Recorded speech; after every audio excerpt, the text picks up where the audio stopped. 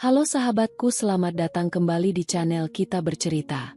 Kali ini akan menceritakan tentang baru 1 menitku pegang surat cerai. Aku langsung blokir semua kartu ATM suami dan mertua saat mereka hendak bayar rumah mewah adik ipar. Mereka panik. Semua rencana hancur total. Sebelum ceritanya dimulai, silahkan tulis di kolom komentar dari kota mana saja kalian berasal. Jangan lupa tekan like dan subscribe agar channel ini bisa berkembang dan bisa memberikan cerita yang lebih menarik lagi. Udara di dalam ruang sidang pengadilan agama terasa begitu dingin, namun telapak tanganku justru berkeringat dingin. Di genggamanku, sebuah map berlapis plastik bening terasa begitu berat. Di dalamnya terdapat selembar kertas yang baru saja diserahkan oleh panitera. Surat cerai. Tepat baru 1 menit yang lalu, hakim mengetukkan palunya, mengesahkan bahwa hubungan pernikahan yang kubangun selama 5 tahun bersama Mas Tio telah resmi kandas. Baru 1 menit kupegang surat cerai itu, rasanya seolah ada beban raksasa yang terangkat dari pundakku, menyisakan ruang kosong yang aneh namun melegakan. Aku menarik napas dalam-dalam, menghirup aroma ruang sidang yang khas dengan bau kayu dan kertas tua. Namaku Renita. Hari ini, aku bukan lagi seorang istri yang selalu mengalah, bukan lagi menantu yang bisa disuruh-suruh, dan bukan lagi sosok yang bisa mereka sepelekan. Di seberang meja, Mas Tio, mantan suamiku, tampak sama sekali tidak menunjukkan raut penyesalan. Ia justru tersenyum sinis, merapikan kerah kemejanya dengan gaya angkuh yang selama ini sangat kukenali. Di sampingnya, ibu mertuaku, Ibu Salma, sedang sibuk mengipas-ngipas wajahnya dengan kipas tangan satin berwarna merah. Wajahnya penuh dengan binar kemenangan. Sementara itu, adik iparku, Siska, duduk di kursi tunggu baris depan sambil sibuk memainkan ponsel pintarnya. Sesekali melempar tatapan meremehkan ke arahku. Sudah selesai, kan, Renita? Suara Mas Tio memecah keheningan sesaat setelah kami melangkah keluar dari pintu ruang sidang. Langkahnya tegap, seolah ia baru saja memenangkan sebuah trofi, bukan kehilangan seorang pendamping hidup. Jangan pasang wajah melas begitu. Sejak awal, kamu tahu pernikahan ini bertahan hanya karena aku kasihan padamu. Sekarang, setelah kita resmi berpisah, kuharap kamu tidak mengemis-ngemis lagi untuk kembali ke rumahku. Aku menghentikan langkahku di koridor pengadilan yang cukup ramai. Aku menatap wajah pria yang dulu sangat kuhormati itu. Sungguh luar biasa bagaimana cinta bisa membutakan mata seseorang. Bagaimana bisa aku dulu menganggap pria egois ini sebagai pelindungku? Aku tidak akan pernah mengemis. Mas, justru aku bersyukur hari ini tiba lebih cepat dari yang kukira. Jawabku dengan nada suara yang tenang, datar, dan teratur. Tidak ada getaran amarah, tidak ada air mata. Aku sudah menghabiskan seluruh air mataku dalam beberapa bulan terakhir ini. Ibu Salma melangkah maju, melipat kipas tangannya dengan hentakan keras. Halah, Renita, tidak usah berlagak sombong. Kamu itu aslinya bingung, kan? Mau tinggal di mana setelah ini? Makanya, jadi perempuan itu jangan terlalu banyak menuntut. Tio ini kurang apa? Sudah mapan, ganteng, bertanggung jawab. Kamu saja yang tidak tahu diri, selalu mempermasalahkan uang belanja yang diberikan untuk Siska. Uang belanja. Aku tersenyum tipis. Sebuah senyuman yang membuat Ibu Salma sedikit mengernyitkan dahi karena merasa heran dengan ketenanganku. Ibu lupa? Uang belanja yang Mas Tio berikan itu bahkan tidak cukup untuk membayar tagihan listrik rumah besar kalian. Selama ini, siapa yang menopang semuanya? Sudahlah, Bu, tidak usah diladeni perempuan seperti dia. Potong Siska yang tiba-tiba sudah berdiri di samping ibunya, menggandeng lengan Mas Tio dengan manja. Mas Tio, ayo cepat kita berangkat. Pihak developer perumahan mewah Grand Regency sudah meneleponku berkali-kali dari tadi. Katanya kalau kita tidak datang dalam waktu 1 jam untuk melunasi down payment, DP, rumah baruku, unitnya akan dilempar ke pembeli lain. Aku tidak mau ya kehilangan rumah impianku. Iya, Siska, tenang saja. Mas sudah siapkan semuanya. Ucap Mas Tio sambil menepuk-nepuk punggung tangan adiknya dengan penuh kasih sayang. Pemandangan yang selalu membuat hatiku ngilu dulu, namun kini hanya memicu rasa geli di dadaku. Ibu dan Siska tenang saja. Hari ini, rumah mewah itu resmi jadi milik kita. Kita tunjukkan pada orang-orang bahwa tanpa Renita, hidup kita justru jauh lebih mewah dan terpandang. Ibu Salma mengangguk-angguk bangga. Betul itu, Tio. Memangnya dia pikir dia siapa? Beruntung kamu cepat lepas dari dia. Ayo, kita tinggalkan saja dia di sini. Mereka bertiga kemudian berbalik, berjalan tergesa-gesa menuju area parkir tanpa memedulikanku lagi. Mereka tampak begitu bersemangat, membayangkan sebuah kehidupan baru di sebuah kompleks perumahan elit, sebuah mimpi yang selama ini selalu Siska dengungkan di depan mukaku. Aku berdiri mematung di koridor, memandangi punggung mereka yang perlahan menjauh. Senyum di bibirku perlahan melebar, bukan senyum kesedihan, melainkan senyum kepuasan yang teramat sangat. Mereka benar-benar lupa. Atau lebih tepatnya, mereka terlalu sombong untuk mengingat sebuah kenyataan krusial. Selama 5 tahun ini, Mas Tio memang bekerja sebagai manajer di sebuah perusahaan swasta. Namun, gaya hidup ibunya yang boros dan hobi Siska yang selalu berbelanja barang bermerek membuat gajinya selalu habis di minggu pertama setiap bulan. Untuk menutupi semua gengsi keluarga itu, Mas Tio menggunakan seluruh fasilitas dariku. Semua rekening bank, kartu kredit limit besar, hingga kartu ATM yang dipegang oleh Mas Tio, Ibu Salma, dan Siska semuanya adalah rekening atas namaku, yang dananya bersumber dari bisnis konveksi dan butik milik keluarga kandungku yang kukelola secara mandiri. Mereka mengira uang yang mengalir tanpa batas di dompet mereka adalah hasil kerja keras Mas Tio. Padahal, Mas Tio hanyalah pajangan yang menikmati seluruh fasilitas dari keringatku, sementara keluarganya memperlakukanku seperti pembantu gratisan di rumah. Aku melirik jam tangan di pergelangan tangan kiriku. Tepat pukul 10 pagi. Surat cerai di tangan kananku kumasukkan dengan rapi ke dalam tas jinjingku. Aku kemudian merogoh ponsel pintarku dari dalam saku gamis. Baru 1 menit kita berpisah secara hukum, Mas. Dan sekarang, mari kita mulai permainan yang sesungguhnya. Gumamku lirih.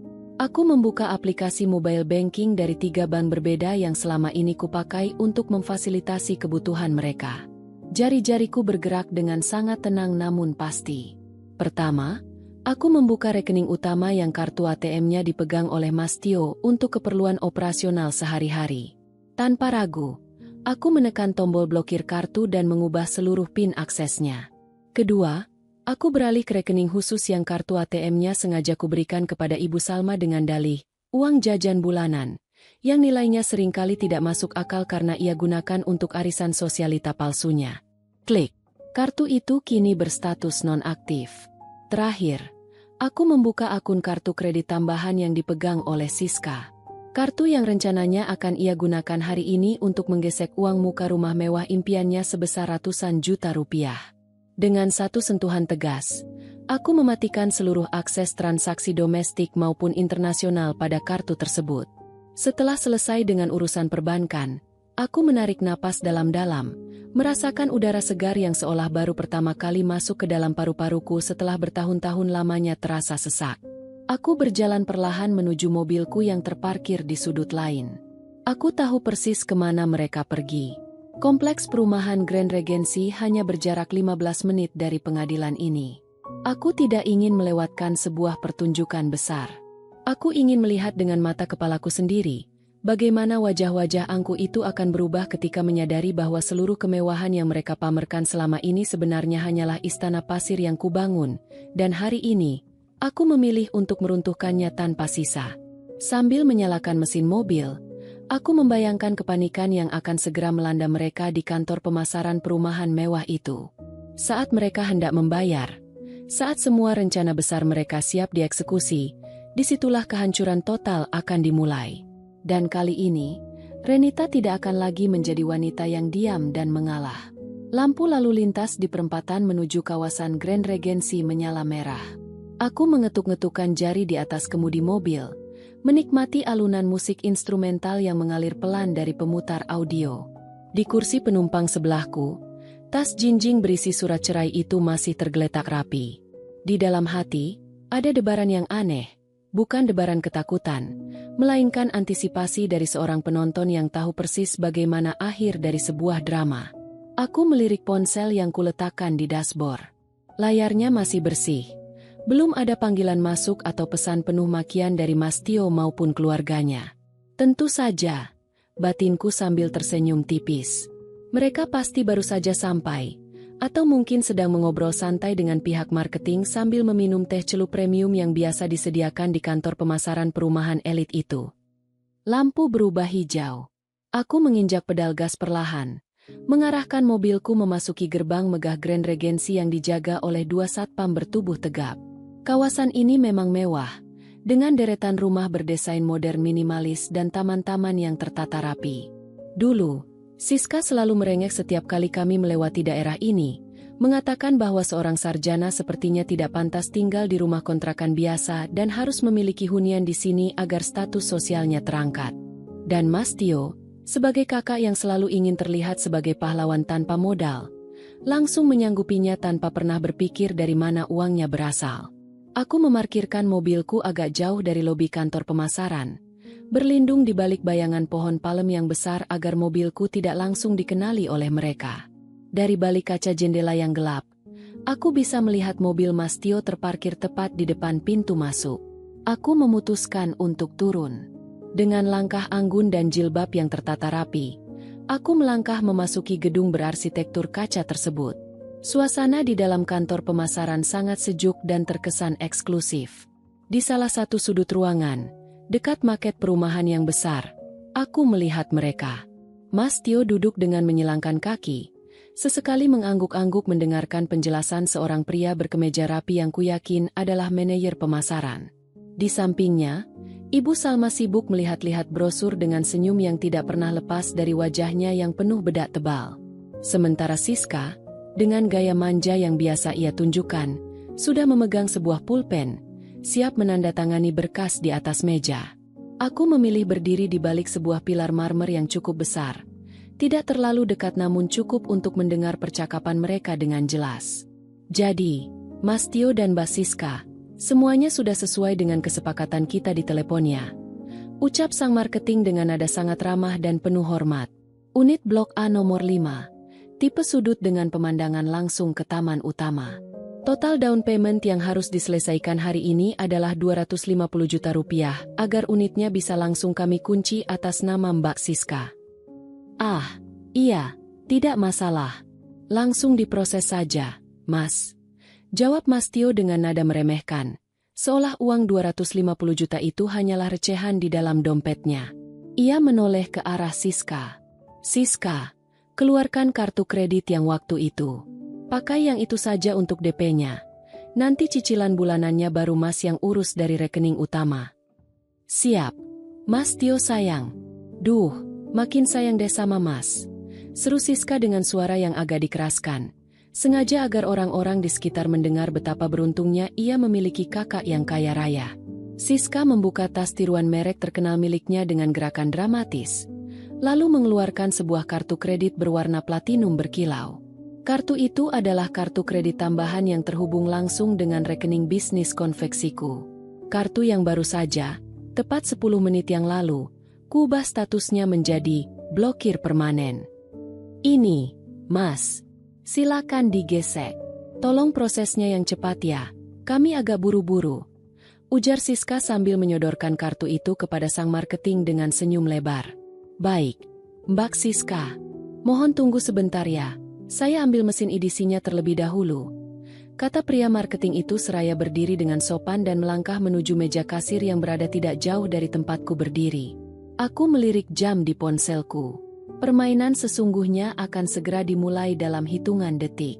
Aku melangkah sedikit lebih dekat, menyembunyikan wajahku di balik brosur properti yang kuambil dari rak terdekat, memastikan aku bisa melihat setiap jengkal perubahan ekspresi di wajah-wajah angkuh itu.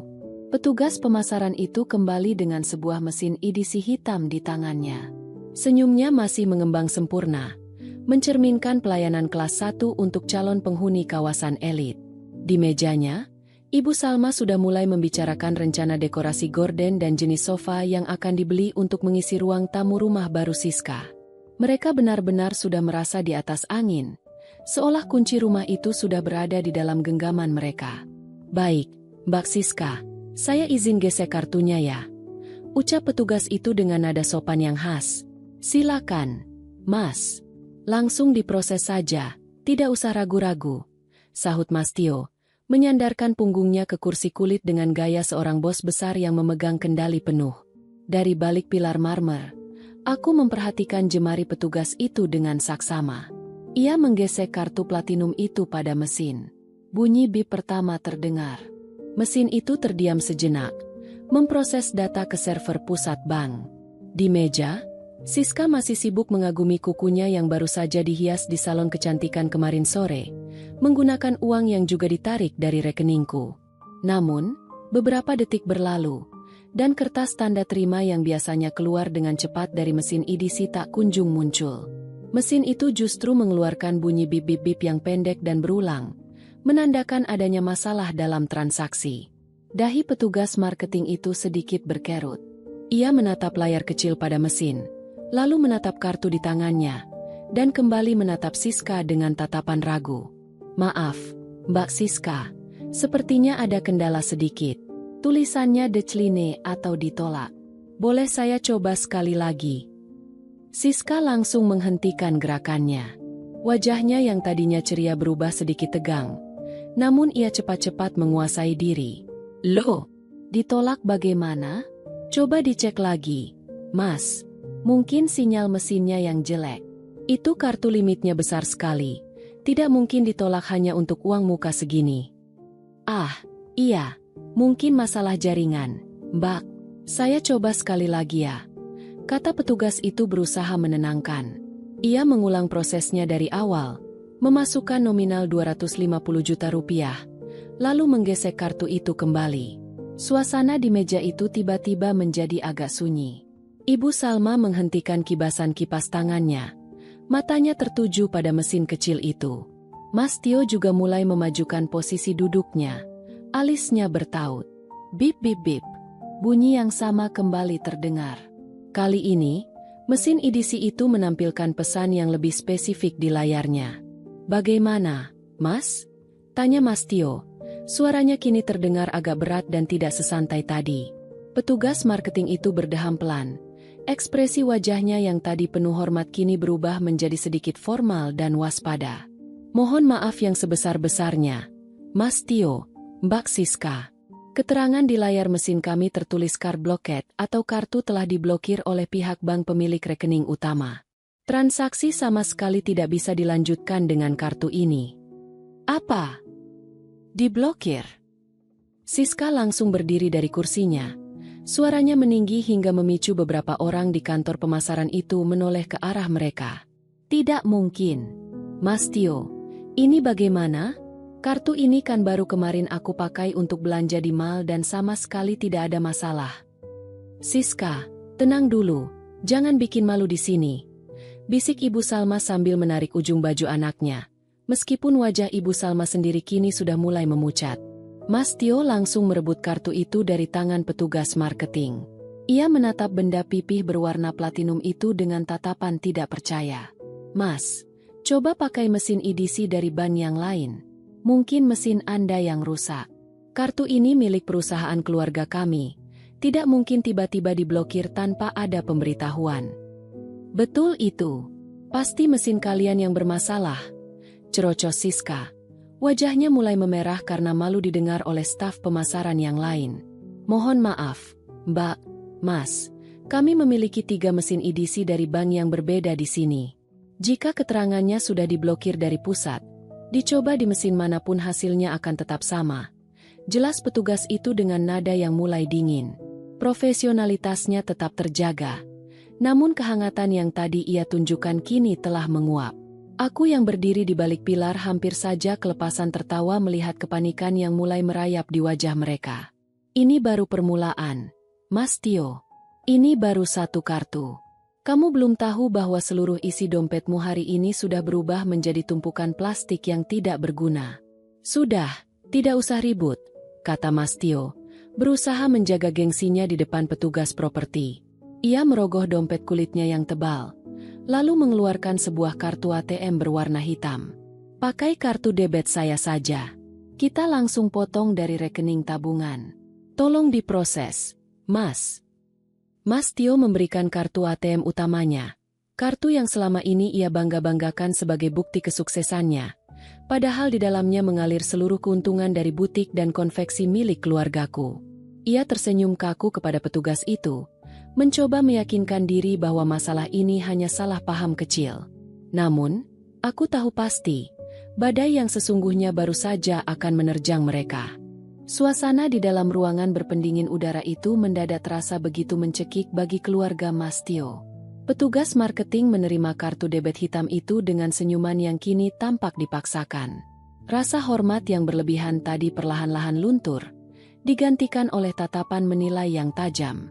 Di dunia bisnis properti mewah, waktu adalah uang, dan drama keterlambatan pembayaran seperti ini biasanya menjadi sinyal buruk. Baik, Mas Tio, saya coba proses menggunakan kartu debitnya ya. Ujar petugas itu sembari memasukkan kartu ke dalam mesin EDC.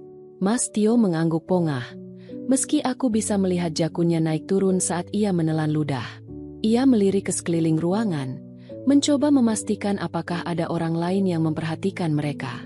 Sementara itu, Siska masih cemberut sambil melipat kedua tangannya di dada.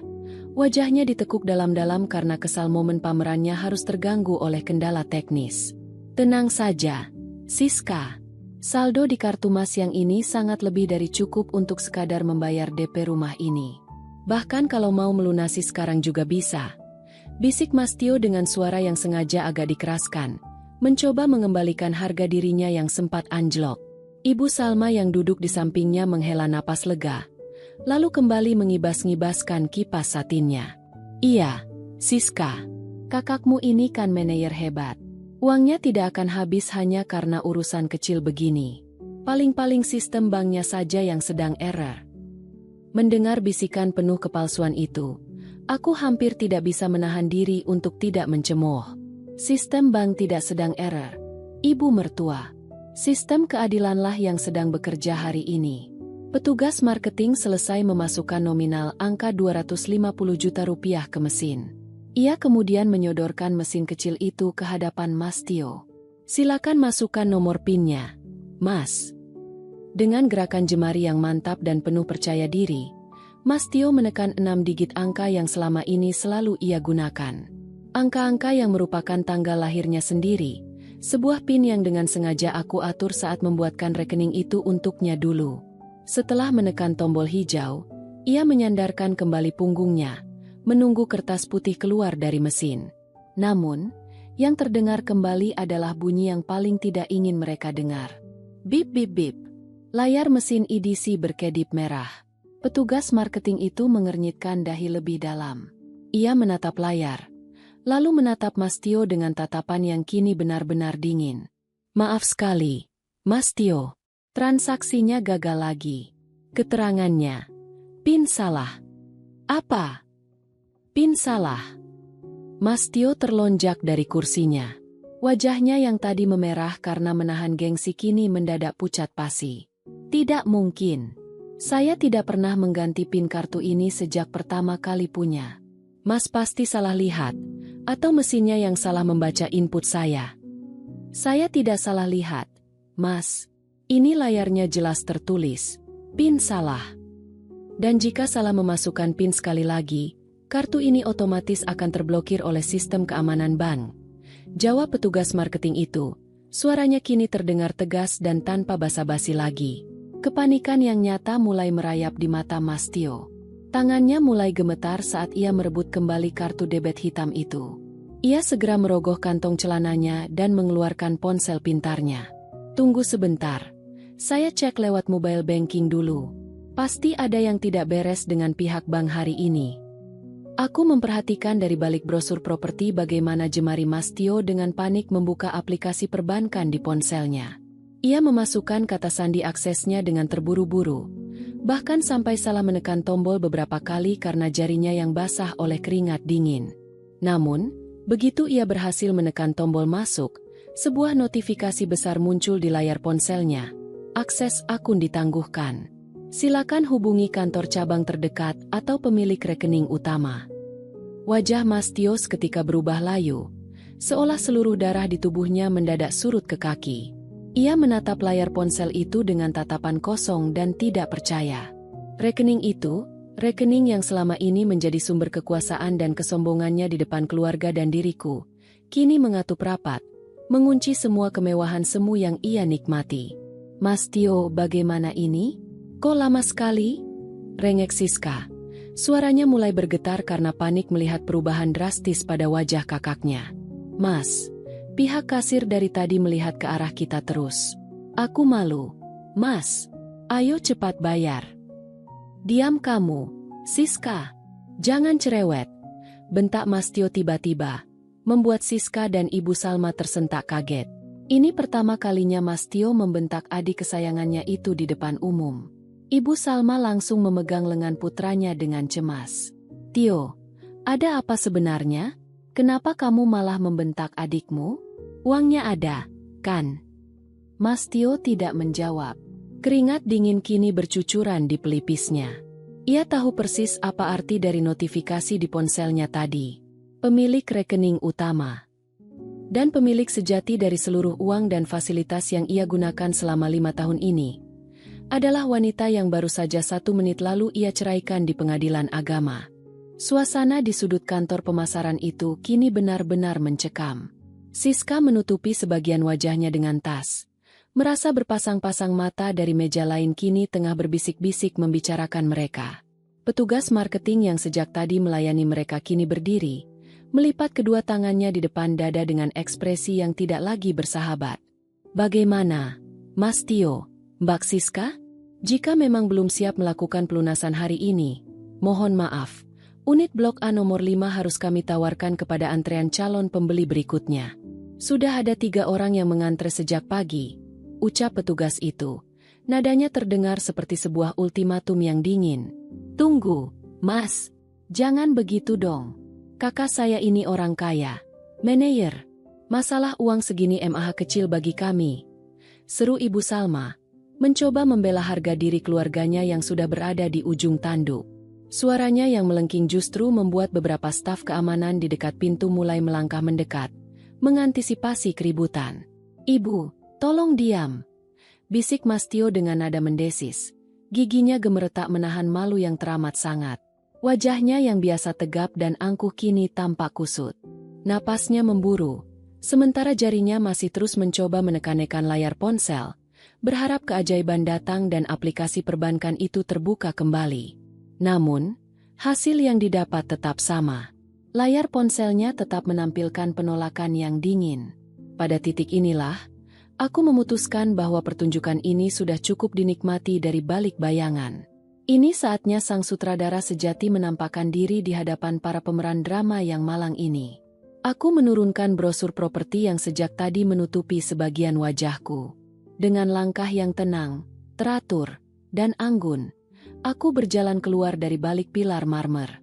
Suara ketukan ujung sepatu hak tinggiku bergaung pelan di atas lantai granit, seolah menjadi penanda hitung mundur bagi kehancuran mereka. Ada masalah apa ini, Mas Tio? Kenapa tampaknya panik sekali? Tanyaku dengan nada suara yang sangat lembut, namun syarat akan penekanan yang mematikan. Mendengar suara yang sangat familiar itu, ketiga orang di meja tersebut serentak menoleh. Mata Mas Tio membelalak sempurna, sementara Siska langsung menurunkan tas yang menutupi wajahnya dengan mulut ternganga. Ibu Salma bahkan sampai menghentikan kipas tangannya yang sedari tadi bergerak tidak beraturan.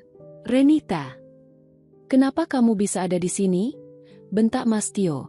Suaranya bergetar antara rasa terkejut dan amarah yang tertahan. Kamu membuntuti kami? Mau apa lagi kamu? Kita sudah resmi bercerai.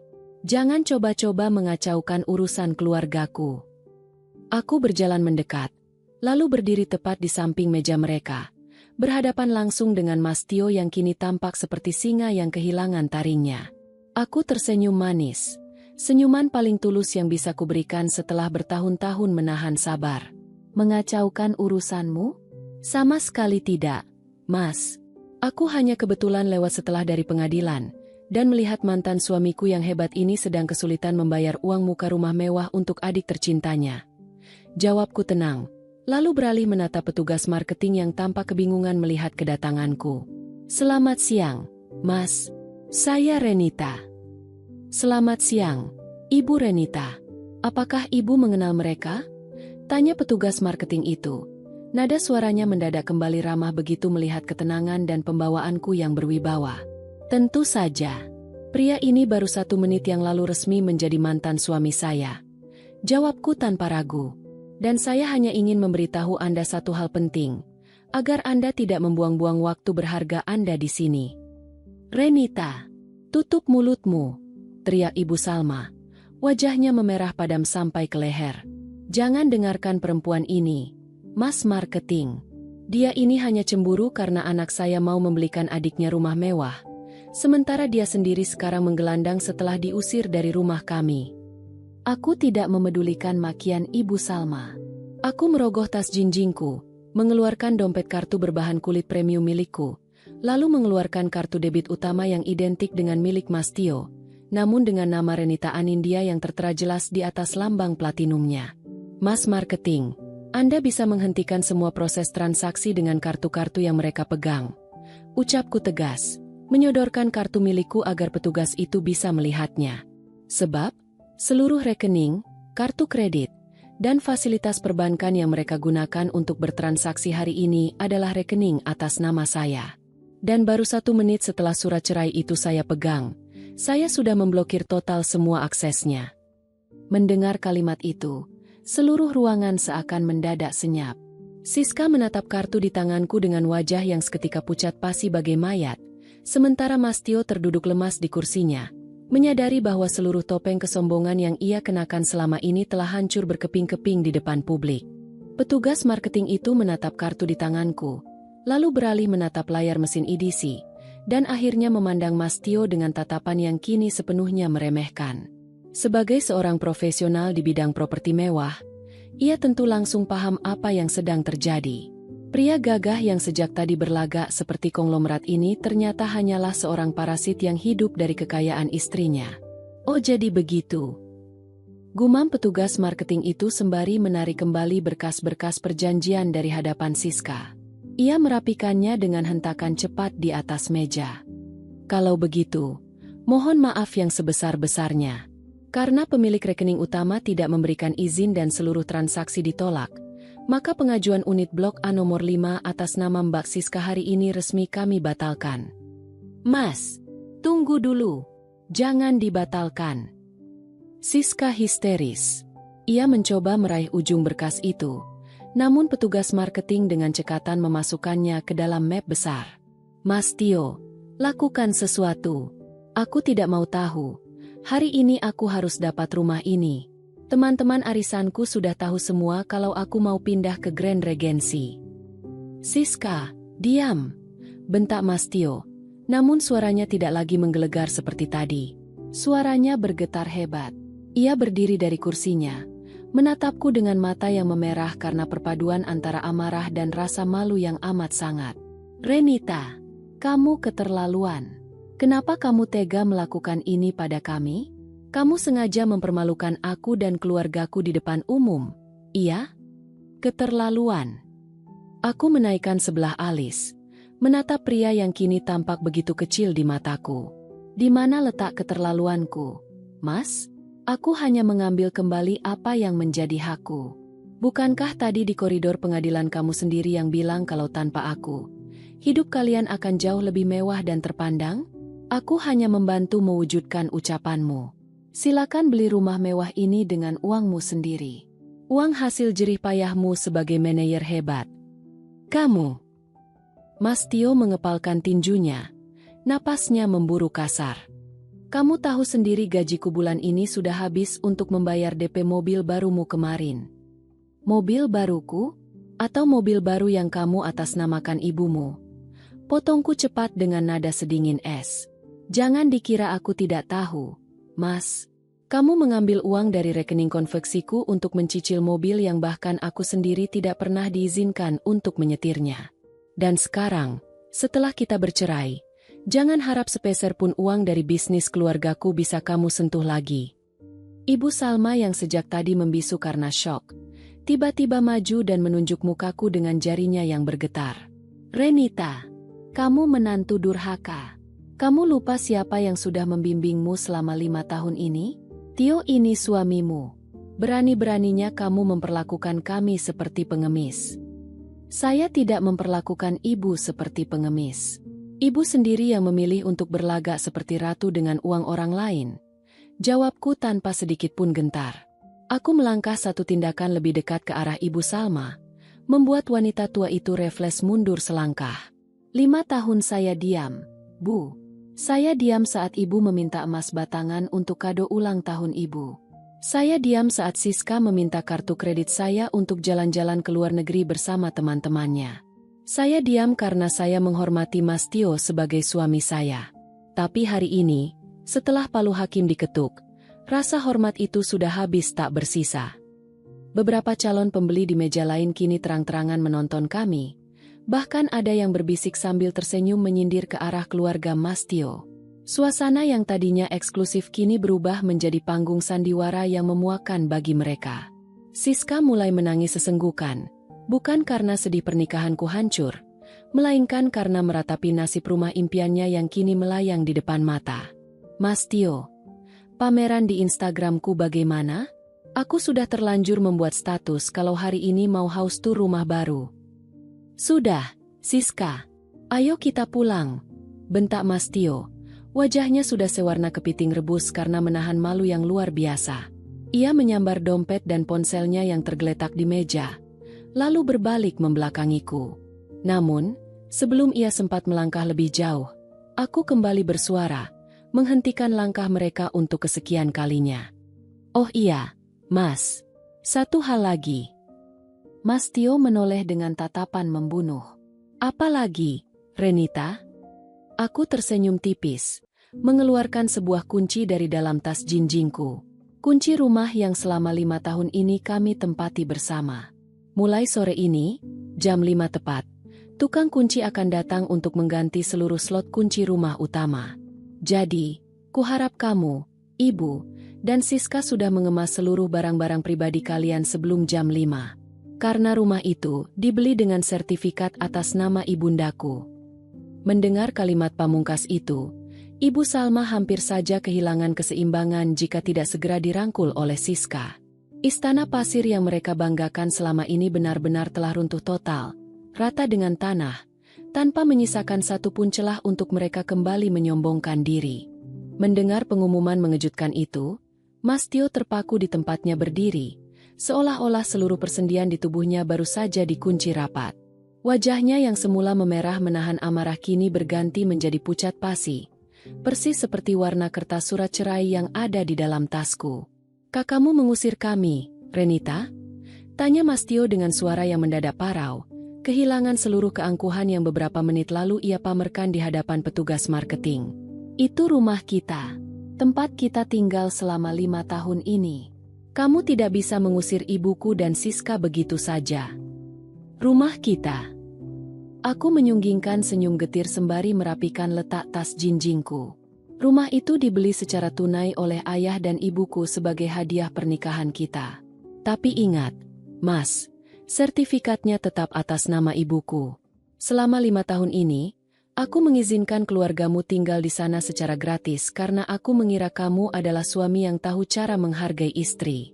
Tapi sekarang, setelah status kita berubah menjadi orang asing, untuk apa aku membiarkan para parasit tetap tinggal di rumah ibuku?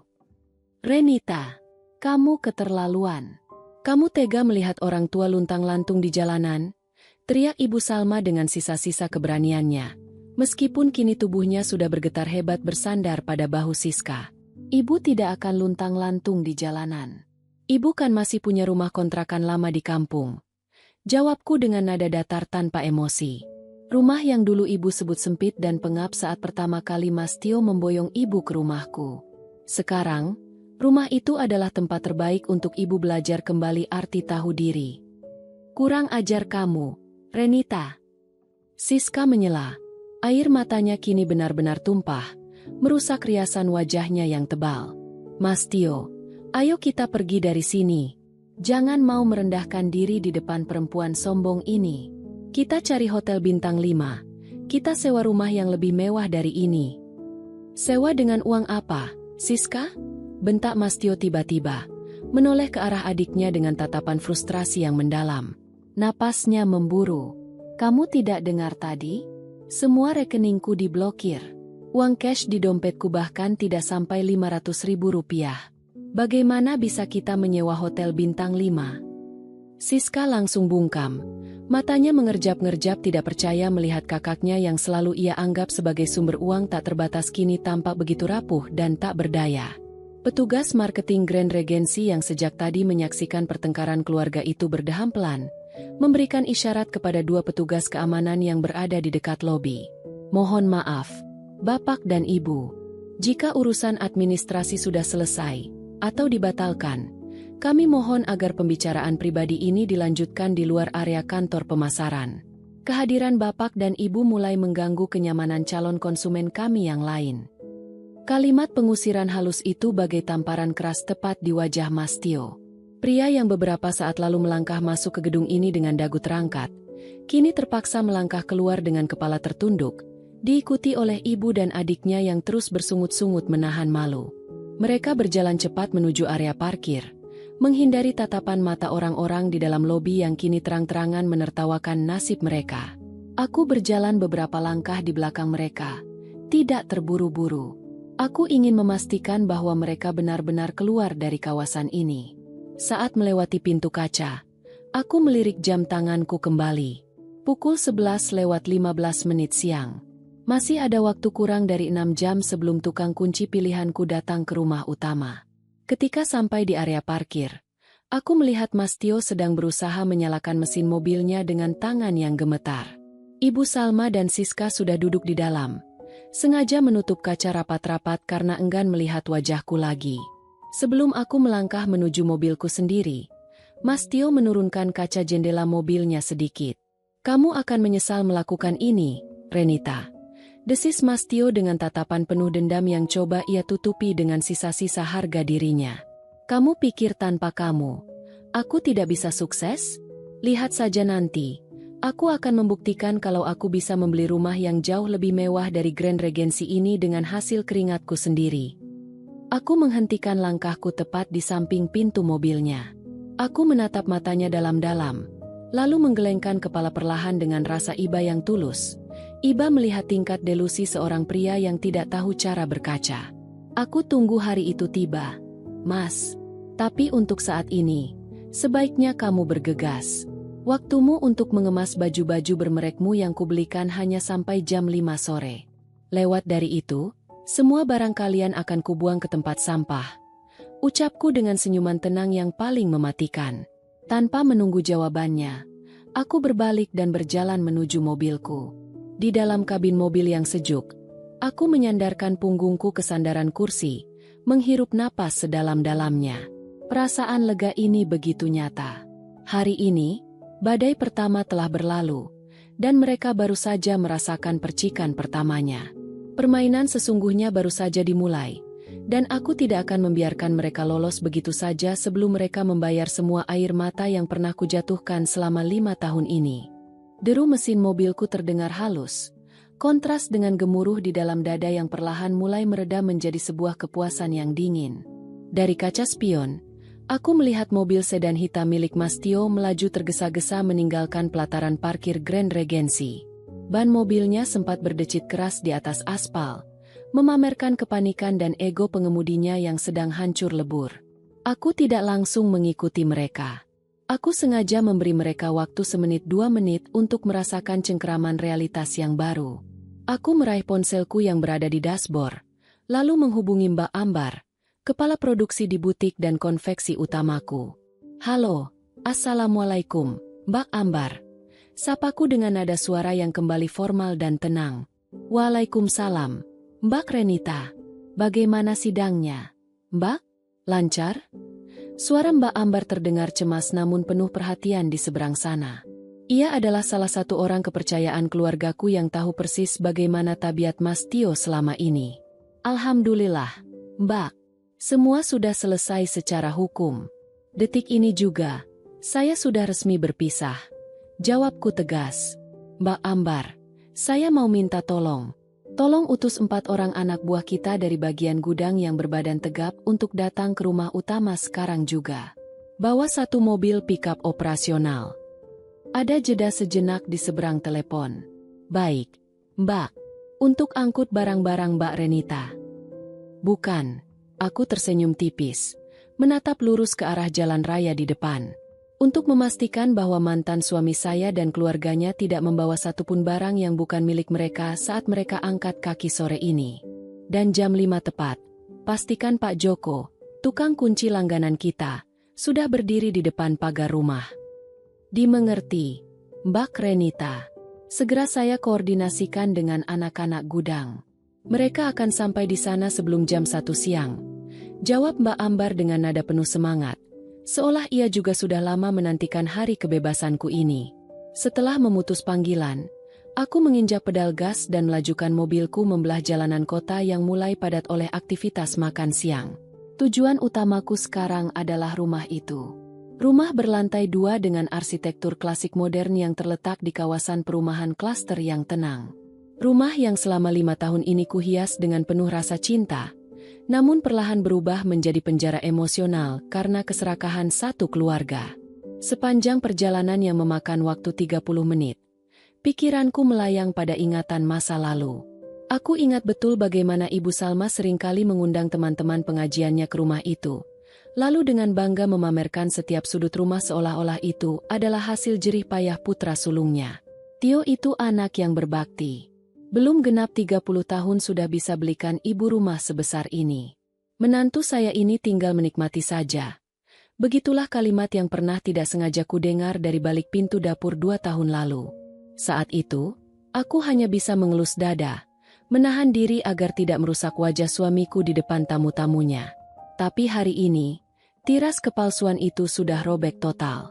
Ketika mobilku memasuki gerbang klaster perumahan, aku melihat mobil sedan Mas Tio sudah terparkir sembarangan di depan pagar rumah, bahkan ban sebelahnya sampai naik ke atas trotoar. Pintu pagar besi tempa yang biasanya tertutup rapat kini dibiarkan menganga. Aku memarkirkan mobilku tepat di belakang mobilnya, mengunci seluruh akses jalan keluar mereka. Begitu aku turun dari mobil, suara teriakan dan bantingan barang dari dalam rumah sudah terdengar sampai ke halaman. Mas Tio, ini tas bermerekku tidak muat kalau cuma pakai koper kecil. Mana koper yang besar yang waktu itu kita beli di Singapura? Samar-samar suara Siska melengking tinggi dari arah lantai 2. Gunakan apa saja yang ada, Siska. Jangan banyak menuntut sekarang. Sahut Mas Tio dengan nada frustrasi yang teramat sangat. Aku melangkah masuk ke dalam rumah melalui pintu utama yang terbuka lebar. Di dalam ruang tamu, pemandangan tampak begitu kacau. Beberapa vas bunga kristal, yang kutahu pasti dibeli dengan uang konveksiku, sudah berpindah tempat ke atas meja. Tampaknya sedang diseleksi oleh Ibu Salma untuk ikut diangkut. Letakkan kembali vas kristal itu, Ibu Salma. Ucapku lantang, berdiri di ambang pintu masuk dengan kedua tangan bersendekap di dada. Ibu Salma tersentak kaget. Vas di tangannya hampir saja merosot jika ia tidak cepat-cepat mendekapnya ke dada. Ia menatapku dengan tatapan sinis yang bercampur ketakutan. Renita, ini vas sudah saya pakai selama 3 tahun. Ini sudah jadi milik saya. Semua benda di rumah ini yang dibeli dengan rekening atas nama saya, tetap menjadi milik saya secara hukum. Jawabku dengan nada sedingin es, melangkah masuk ke dalam ruangan yang kini terasa asing itu. Ibu hanya boleh membawa baju-baju yang melekat di badan dan barang pribadi yang benar-benar dibawa dari kampung dulu. Sisanya, jangan harap bisa keluar dari pintu ini. Mendengar ucapanku, Ibu Salma mendelik marah. Tangannya yang memegang vas kristal tampak bergetar. Antara ingin membantingnya karena kesal atau bersikeras memasukkannya ke dalam kardus. Kamu keterlaluan, Renita. Ini cuma vas bunga. Masak barang pajangan begini saja kamu perhitungkan? Kamu kan kaya, punya butik besar, punya konveksi. Kenapa jadi pelit sekali dengan mertua sendiri? Mantan mertua, Bu. Tolong diperjelas statusnya. Koreksiku cepat dengan nada suara yang tetap datar dan tenang. Dan ini bukan soal pelit atau kaya. Ini soal prinsip. Selama 5 tahun ini, Setiap kebaikan saya selalu ibu anggap sebagai kewajiban yang memang harus saya penuhi. Ibu tidak pernah menganggap saya sebagai menantu, melainkan sebagai mesin anjungan tunai mandiri yang tidak boleh berhenti mengeluarkan uang. Sekarang, mesin itu sudah mati total untuk keluarga ibu. Renita. Suara langkah kaki yang tergesa-gesa terdengar dari arah tangga melingkar di tengah ruangan. Mas Tio turun dengan kemeja yang sudah tampak kusut. Kancing atasnya terbuka, dan keringat membasahi dahinya. Di kedua tangannya, ia menjinjing 2 buah koper besar berwarna hitam. Di belakangnya, Siska menyusul dengan wajah cemberut sembari menyeret 1 koper merah muda dan memeluk 3 tas jinjing bermerek. "Jangan keterlaluan kamu, Renita," bentak Mas Tio begitu sampai di lantai bawah. Ia menghentakkan koper-koper itu ke lantai marmer dengan kasar. "Ibuku sudah merawat rumah ini selama kita tinggal di sini. Wajar kalau beliau mau membawa beberapa barang sebagai kenang-kenangan." "Merawat rumah, Mas? Atau menikmati fasilitas rumah mewah dengan pembantu yang gajinya juga aku yang bayar?" Tanyaku balik, menatap lurus ke dalam manik matanya. Aku sama sekali tidak gentar dengan bentakannya. Gemetar ketakutan yang dulu sering kurasakan setiap kali ia meninggikan suara, kini telah menguap sepenuhnya. "Coba sebutkan satu saja barang di rumah ini yang dibeli dari hasil keringatmu sendiri tanpa menyentuh uang dari rekening konveksiku? Spray, gorden, atau bahkan sofa yang sedang Ibu Salma duduki itu?" Mas Tio bungkam. Ia membuka mulutnya hendak mendebat. Namun tidak ada satu kata pun yang keluar. Ia tahu persis bahwa setiap sudut rumah ini, dari perabotan terkecil hingga alat elektronik tercanggih, semuanya dibeli menggunakan kartu kredit utama atau aliran dana dari bisnis keluargaku. Gajinya yang katanya sekelas manajer itu hanya numpang lewat untuk membayar gengsi pribadi dan cicilan barang-barang yang dipamerkan Siska di media sosialnya. Tepat pada saat itu, sebuah mobil pickup hitam operasional berlogo konveksiku berhenti di depan pagar. Suara pintu mobil yang ditutup terdengar serempak, disusul dengan langkah kaki beberapa pria bertubuh tegap yang memasuki halaman rumah. Mbak Ambar berjalan paling depan, diikuti oleh 4 orang anak buah bagian gudang yang mengenakan seragam kerja konveksi. Kehadiran mereka yang tiba-tiba langsung mengubah atmosfer di dalam rumah menjadi semakin menekan bagi keluarga Mas Tio. "Siang, Mbak Renita. Kami sudah sampai," lapor Mbak Ambar dengan sikap hormat. Matanya melirik sekilas ke arah koper-koper dan kardus yang berserakan di ruang tamu, lalu menatap tajam ke arah Siska yang langsung bersembunyi di balik punggung Mas Tio karena ketakutan. "Terima kasih, Mbak Ambar. Tolong minta anak-anak untuk berjaga di depan pintu utama dan pintu belakang," perintahku dengan tenang. "Pastikan semua barang yang keluar dari rumah ini diperiksa terlebih dahulu. Kardus-kardus yang berisi barang pecah belah atau pajangan rumah, tolong diturunkan kembali. Mereka hanya boleh membawa pakaian dan barang pribadi mereka sendiri." "Baik, Mbak. Anak-anak, laksanakan," seru Mbak Ambar tegas. 2 orang pekerja gudang langsung berdiri tegap di ambang pintu masuk, sementara 2 lainnya berjalan menuju pintu belakang melewati lorong dapur. Wajah Mas Tio seketika berubah menjadi sangat masyghul. Ia merasa benar-benar diinjak-injak harga dirinya sebagai seorang lelaki, diperlakukan seperti seorang pencuri di rumah yang selama 5 tahun ini ia akui sebagai miliknya sendiri di depan kolega kerjanya. "Renita, kamu benar-benar kejam," desis Mas Tio. Suaranya bergetar menahan malu dan amarah yang bergejolak di dalam dadanya. "Kamu mempermalukan aku di depan karyawanmu sendiri." "Aku tidak mempermalukanmu, Mas. Kamu yang mempermalukan dirimu sendiri dengan hidup di atas keringat wanita yang selalu kamu sepelekan," jawabku, menatap jam dinding besar di ruang tamu yang kini menunjukkan pukul 1 siang. "Waktu terus berjalan, Mas. 4 jam lagi tukang kunci datang. Sebaiknya kamu cepat selesaikan urusan kemas-kemas ini, sebelum anak buahku yang memindahkan barang-barangmu ke atas aspal jalanan." Suasana di dalam ruang tamu terasa semakin gerah, meski pendingin ruangan masih menyala dengan embusan anginnya yang sejuk. Detik jam dinding kuno berbunyi dengan konstan, seolah menjadi genderang perang yang terus mendesak keluarga mantan suamiku untuk segera menghadapi kenyataan pahit. Siska menatap nanar ke arah 2 pekerja gudang berbadan tegap yang berdiri bersendekap di dekat pintu utama. Wajahnya yang biasa dihiasi senyum manja kini tampak kuyu, dipenuhi air mata yang mulai mengering dan menyisakan coretan maskara hitam di pipinya. Dengan enggan, ia menyerahkan salah satu tas jinjing bermerek yang sejak tadi didekapnya erat-rabat kepada Mbak Ambar untuk diperiksa. "Mbak, ini isinya cuma baju-baju kaosku kok. Jangan diperiksa sampai ke dalam-dalam begitu.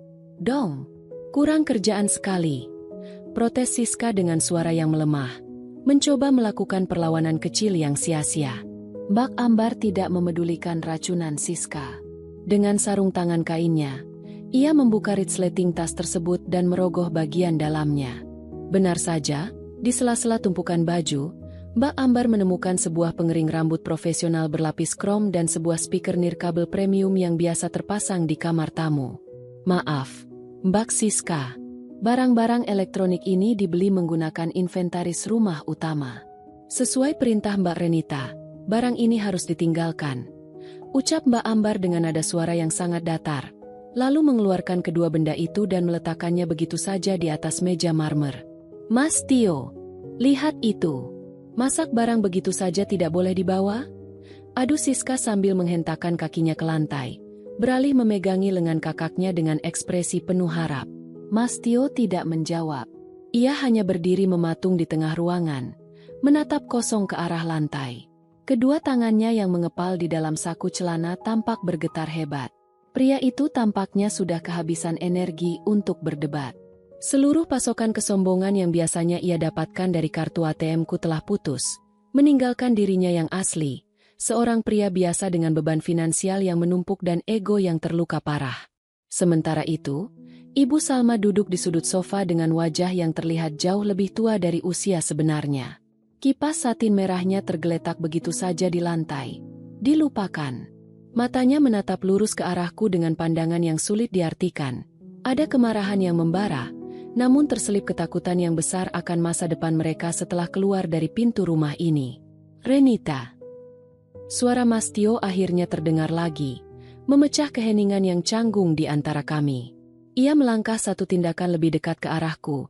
Tatapan matanya kini melunak, seolah mencoba mencari sisa-sisa kelemahan atau rasa iba yang mungkin masih tertinggal di dalam hatiku. "Apakah harus sampai seperti ini?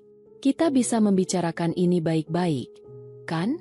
Bagaimanapun, aku pernah menjadi suamimu. Kita pernah melewati banyak hal bersama di rumah ini." Mendengar kata-kata manis yang terlambat itu, aku hanya bisa menghela napas panjang. Aku menatap wajah pria yang pernah mengikat janji suci bersamaku di depan penghulu 5 tahun lalu. Mengapa saat ia memaki-makiku di depan ibunya, saat ia membiarkan Siska membelanjakan uangku tanpa batas, ia tidak pernah mengingat bahwa aku adalah istrinya? Mengapa baru sekarang, saat seluruh fasilitas dunianya kutarik kembali, ia mulai berbicara tentang kenangan bersama? Kita memang pernah melewati banyak hal, Mas. Tapi sayangnya, di setiap kenangan itu, aku selalu menjadi pihak yang mengalah dan kamu menjadi pihak yang menuntut. Jawabku dengan nada suara yang sangat tenang namun penuh dengan ketegasan yang mutlak. Pembicaraan baik-baik kita sudah selesai di ruang sidang tadi pagi, tepat saat palu hakim diketuk. Sekarang, yang ada hanyalah eksekusi dari keputusan yang sudah kita ambil masing-masing. Aku melirik jam tangan di pergelangan tangan kiriku sekali lagi. Pukul 2 siang. 3 jam lagi batas waktu mereka habis. Selesaikan kemas-kemas kalian, Mas. Jangan membuat dirimu semakin rendah dengan terus mengemis di sini. Bawa ibumu dan adikmu keluar dari properti keluargaku sebelum aku kehilangan sisa-sisa kesabaranku. Tambahku sembari berbalik, melangkah menuju teras depan untuk menghirup udara segar yang bebas dari racun kepalsuan keluarga mereka. Di luar, matahari bersinar sangat terik, menyinari halaman rumah yang tertata rapi. Aku tahu, setelah hari ini, hidupku akan berubah sepenuhnya. Aku akan kembali fokus membesarkan bisnis konveksi dan butikku tanpa ada lagi parasit yang merongrong dari dalam. Dan untuk Mas Tio serta keluarganya, badai yang sesungguhnya baru saja dimulai saat mereka melintasi pagar halaman rumah ini dengan membawa koper-koper penuh kepalsuan mereka. Panas matahari siang itu perlahan mulai bergeser, menyisakan bayang-bayang panjang di halaman rumah. Di teras depan, aku berdiri menyandarkan tubuh pada tiang pilar yang kokoh, memandangi tanaman-tanaman hias yang dulu kurawat dengan penuh ketekunan. Angin sepau-sepau berembus, membawa aroma tanah dan daun-daun basah, terasa begitu menenangkan di kepala yang sejak pagi dipenuhi ketegangan. Dari dalam rumah, sayup-sayup masih terdengar suara derit-derit sleting koper dan langkah kaki yang berat. Tidak ada lagi teriakan sombong atau makian lantang. Kehadiran 4 pekerja gudang bertubuh tegap di bawah komando Mbak Ambar benar-benar membungkam ego keluarga Mas Tio. Mereka kini bergerak seperti bayangan yang kehilangan arah, mengemas sisa-sisa pakaian dengan gerakan yang lambat dan penuh keterpaksaan. Pukul 3 sore. Sebuah taksi daring pesanan Mas Tio akhirnya berhenti tepat di depan pagar rumah. Tepat di depan mobil pickup konveksiku. Sang sopir turun dengan wajah bingung, menatap suasana tegang di halaman sebelum akhirnya memilih berdiri di dekat pintu mobilnya. Enggan ikut campur. Mbak Renita, semua koper dan tas mereka sudah selesai diperiksa. Mbak Ambar berjalan keluar menemuiku di teras, memegang sebuah catatan kecil di tangannya. Sesuai perintah, hanya pakaian pribadi dan perlengkapan mandi yang kami izinkan dibawa. Beberapa perhiasan emas yang dibeli menggunakan kartu kredit Mbak Renita juga sudah saya amankan kembali. Terima kasih banyak, Mbak Ambar. Kamu dan anak-anak sudah bekerja dengan sangat baik. Jawabku sambil tersenyum tulus. Aku memandangi pintu utama rumah. Sekarang, biarkan mereka keluar. Mbak Ambar mengangguk, lalu memberikan isyarat ke dalam. Beberapa saat kemudian, sosok Ibu Salma muncul di ambang pintu. Wanita tua yang biasanya melangkah dengan dagu terangkat tinggi itu kini berjalan dengan bahu yang merosot dalam. Ia tidak lagi memakai kipas satin merahnya. Tangannya kini sibuk menjinjing sebuah tas kain lusuh berisi pakaian sehari-harinya. Saat matanya berbenturan dengan mataku, ia cepat-cepat membuang muka, tidak berani lagi mengeluarkan sumpah serapah seperti tadi di kantor pemasaran. Di belakangnya, Siska menyusul sambil menyeret koper merah mudanya dengan kasar. Wajahnya ditekuk. Matanya bengkak karena terlalu banyak menangis. Ia melangkah melewati para pekerja gudang dengan langkah tergesa-gesa, seolah ingin segera menghilang dari tempat yang kini menjadi saksi bisu runtuhnya martabat keluarganya. Mereka berdua langsung masuk ke dalam taksi tanpa menoleh lagi ke belakang. Dan yang terakhir keluar adalah Mas Tio. Ia melangkah dengan sangat lambat, menjinjing 2 koper hitam besarnya. Pandangannya tertuju pada lantai teras, seolah setiap jengkal ubin marmer di rumah ini sedang menertawakan kekalahannya. Begitu sampai di halaman, ia menghentikan langkahnya tepat beberapa meter di hadapanku. Aku pergi, Renita, ucap Mas Tio. Suaranya terdengar sangat datar, hampir menyerupai bisikan yang kehilangan tenaga. Ia mendongak, menatapku dengan mata yang redup. Semua yang kamu inginkan sudah terwujud. Kamu sudah berhasil membuatku tidak punya apa-apa lagi hari ini. Aku melangkah turun dari anak tangga teras, berdiri berhadapan dengannya untuk terakhir kali di bawah langit sore. Aku menatap pria yang pernah menjadi pusat duniaku itu, namun anehnya, tidak ada lagi rasa benci atau amarah yang tersisa di dalam hatiku. Yang ada hanyalah rasa hambar yang teramat sangat. Aku tidak membuatmu tidak punya apa-apa, Mas. Aku hanya mengambil kembali apa yang selama ini bukan milikmu. Jawabku dengan nada suara yang tenang dan tertata. Kamu kembali ke titik di mana kita pertama kali bertemu 5 tahun lalu. Bedanya, dulu kamu adalah pria yang penuh dengan ambisi dan kerja keras. Sifat itulah yang membuatku jatuh cinta dan bersedia mendukungmu. Tapi sayangnya, kemewahan semu dan sanjungan keluargamu telah mengubahmu menjadi pria yang lupa daratan. Mas Tio terdiam. Kalimatku tampaknya menghantam bagian terdalam dari egonya yang tersisa. Ia memejamkan mata sejenak, menarik napas berat yang terdengar sangat sesak. 1 jam lagi Pak Joko tukang kunci akan datang untuk mengganti semua akses rumah ini. Lanjutku, memecah keheningan di antara kami. Kuharap setelah kamu keluar dari pagar ini, kamu tidak pernah lagi mencoba mencari tahu tentang hidupku. Anggap saja 5 tahun ini adalah pelajaran mahal yang harus kita bayar masing-masing. Mas Tio tidak menjawab. Ia hanya mengangguk pelan sekali, gerakan yang sangat asing bagi seorang pria yang biasanya selalu keras kepala. Ia membalikkan badannya, menyeret kedua kopernya menuju pintu pagar yang terbuka lebar. Langkahnya tampak begitu berat, memikul beban kenyataan bahwa mulai malam ini, ia harus menghidupi ibu dan adiknya yang manja dengan gajinya sendiri yang sudah menipis, tanpa ada lagi topang finansial dariku. Aku memandangi taksi daring itu perlahan melaju meninggalkan area klaster, membawa pergi seluruh masa laluku yang penuh dengan kepalsuan. Begitu mobil itu hilang di belokan jalan, aku mengembuskan napas panjang. Sebuah senyuman bebas mengembang di bibirku. Surat cerai di dalam tas jinjingku kini terasa seperti sebuah lencana kemenangan. Hari ini, Renita telah kembali menemukan dirinya sendiri, dan lembaran baru kehidupan yang sesungguhnya baru saja dimulai. Suara deru mesin taksi daring itu perlahan-lahan lenyap, berganti dengan kesunyian kompleks klaster yang kembali tenang. Pintu pagar besi tempa di hadapanku berdiri kokoh, membatasi dunia luar dengan halaman rumahku yang kini terasa jauh lebih lapang. Aku memejamkan mata sejenak, membiarkan embusan angin sore menyapu sisa-sisa ketegangan yang menempel di pundakku sejak pagi tadi di ruang sidang. "Mbak Renita." Suara lembut Mbak Ambar memecah keheningan. Ia berjalan mendekat dari arah teras, sementara 4 pekerja gudang tampak mulai merapikan beberapa barang di mobil pickup. Pak Joko tukang kunci sudah sampai di depan gerbang klaster. Tadi beliau sempat berkirim pesan ke saya. "Alhamdulillah." Suruh Pak Joko langsung masuk saja, "Mbak."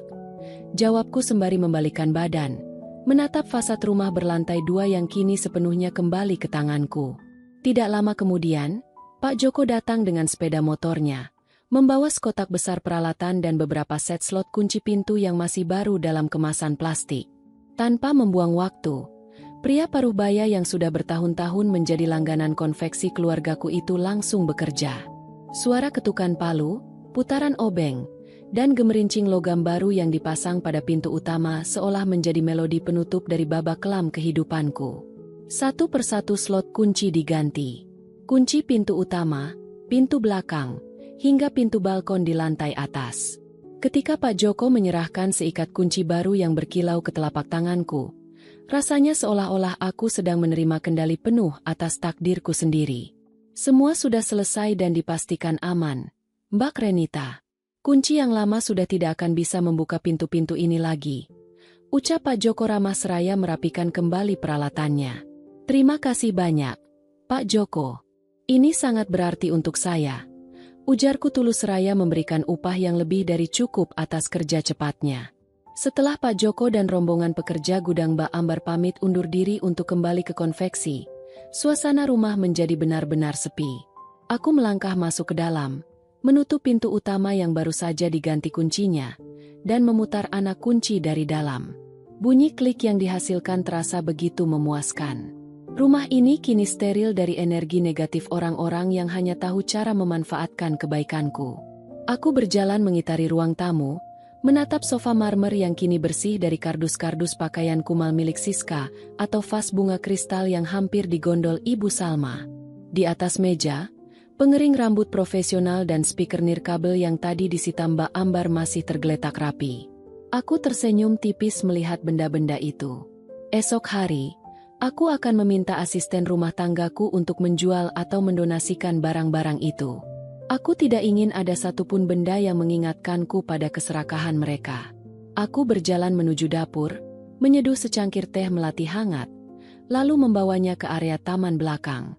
Di sana, di atas kursi kayu jati yang teduh, aku duduk bersandar.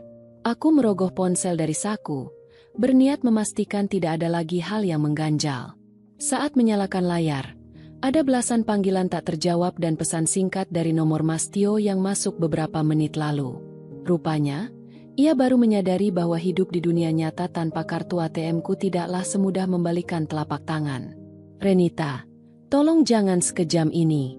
Ibu mendadak pusing memikirkan cara membawa semua koper kami ke kampung dengan uang pas-pasan. Siska juga terus menangis karena malu. "Renita, setidaknya izinkan aku mengaktifkan kembali satu kartu kredit untuk ongkos dan sewa rumah sementara di kota ini. Aku berjanji akan mencicilnya nanti setelah gajiku keluar." Aku membaca pesan-pesan itu tanpa ada sedikit pun gejolak rasa bersalah di dalam dada. Air mata yang dulu sering kutumpahkan di sudut kamar ini saat menerima perlakuan tidak adil dari mereka, telah menempa hatiku menjadi sekeras baja. Aku tidak membalas satupun pesan tersebut. Dengan beberapa ketukan jari yang pasti, aku menekan tombol blokir pada nomor kontak Mas Tio, Ibu Salma, dan Siska. Selesai sudah.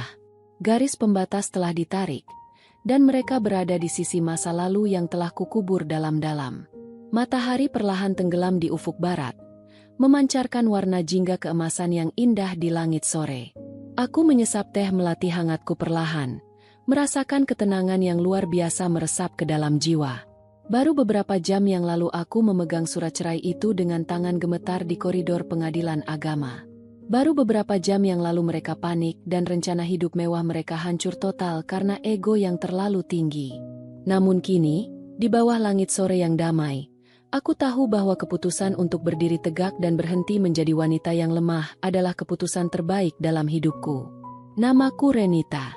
Hari ini, aku telah menutup sebuah buku usang yang penuh dengan kepalsuan, dan esok hari, aku siap menuliskan lembaran baru yang jauh lebih indah dengan tanganku sendiri. Kebebasan ini adalah milikku sepenuhnya. Dari kisah tadi, kita belajar bahwa setiap perjalanan hidup selalu membawa pesan yang berharga. Semoga ada hikmah yang bisa kita petik bersama hari ini. Kalau kalian suka dengan cerita seperti ini, silakan tekan tombol like dan subscribe sebagai bentuk dukungan kamu untuk channel ini. Terima kasih sudah meluangkan waktu kalian. Tetaplah menjadi bagian dari channel Kita Bercerita ini, dan sampai jumpa di kisah inspiratif berikutnya.